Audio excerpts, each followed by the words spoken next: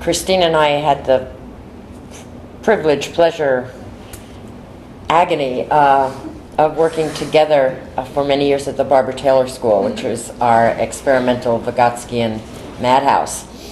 And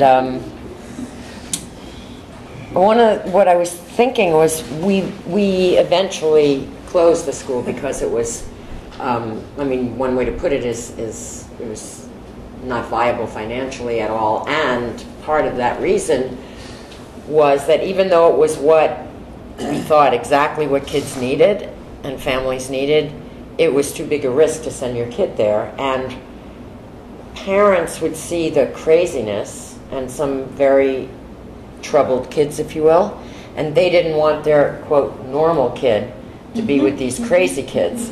So here you have a group, and what you said is that parents don't want other people to see their kid being crazy. But how do they feel with their kid being with kids who are, you know, have problems as well, rather than being with the role models, if you will? Well, I think it's very hard in the beginning. Generally speaking, people have, if a child looks funny, they look autistic, or they don't talk well, or something, I think people are concerned about that. And I think in the activity of performing the group, people come to value, in particular, the children who are less able, who have disabilities, because they often provide the leadership in the group that allows the entire thing to grow. Mm-hmm. They're often the ones who do it. And so there was an autistic boy who was, I guess, 5 or 6, and I don't know how old he was. Lisa, you remember? Peter. I mean, he would seem totally not relational. You know, just walk around, spaced out, whatever. Wouldn't really respond when you spoke to him that much. I think if there's one child like that, I think people can do it easily, more easily. I think if it's more of a mix, people have a harder time. And then there was a very, very bright young child who was, very well spoken, a very large vocabulary, verbal, quite bright. Seemed like, wow, wouldn't you want to have a kid like that? And as we discovered in doing the group together, it was actually the child that seemed very intact was the least related. Mm-hmm. He, in fact, said brilliant, interesting, philosophical kinds of things, but he never spoke to anyone. He never didn't speak to you. When Peter talked or didn't talk or took your hand, if there was a performance, he would come up and take your hand and bring you onto the stage. So he would take another child and get a book. It was much more related. And we began to use ways that he was related and support that to help everybody else be more related, including the parents. Who, you know, you're just staring at your child is not exactly related either.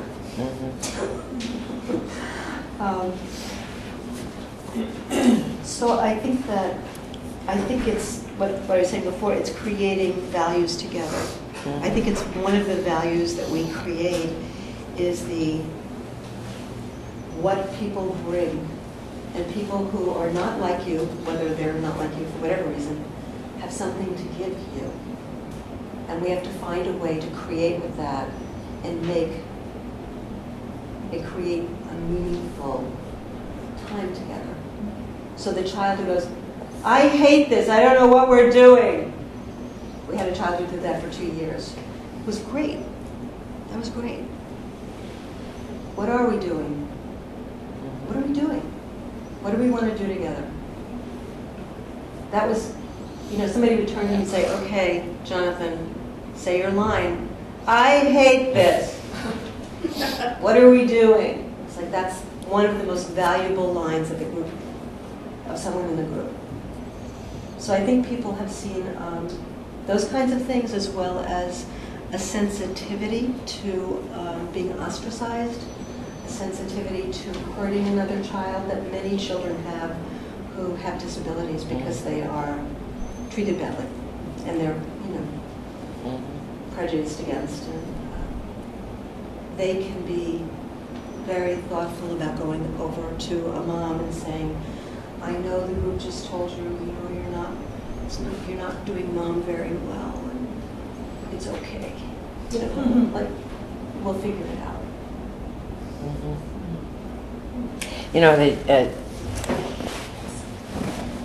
The traditional zone of proximal development view is that the more developed health, the less developed. That's not your experience. There's more of a dialectic there. Right. It really goes both ways. I mean, certainly the most developed bring something to the table, but the least developed, I think, are the real jewels of the work. Yeah. I mean, I think that your work and your description of work with children and adults together is very valuable for illustrating that, because that's a hard thing to get people to see at all. I mean, number one, that there is a zone of proximal development, and the growth and learning is not individualistic in the first place is hard, but then the next step of, well, the more diverse it is, and it's not just the expert and the novice, but it's quite complex, and it goes all over the place. It goes all over the place. I have one more question, and then in 2004, it might have been, you had a little column it's a column from 2004 in Brooklyn Parent, and you're talking about how parents can either help or at least just allow kids to grow from painful experiences. And you said this one thing that I would love you to speak more about. It's very, I agree with it totally, and it's, I think, provocative in the world. So you're asking her to have more grown-up conversations, and she's worried that she's not mature enough. This is a child, I don't know how old, 8, maybe 9, 10, or maybe, what, doesn't matter. And so what I'm quoting you say, I told her that having more grown-up conversations might help her actually be more grown-up, and she decided to give it a try. So she doesn't know how to have more grown-up conversations, and you're suggesting that she should do that, and that'll help her grow up. Well, I think that, particularly with children, I think anybody who has relationships with them, there's a very, very big pull to protect them and to help them not feel bad. We don't want children to feel bad.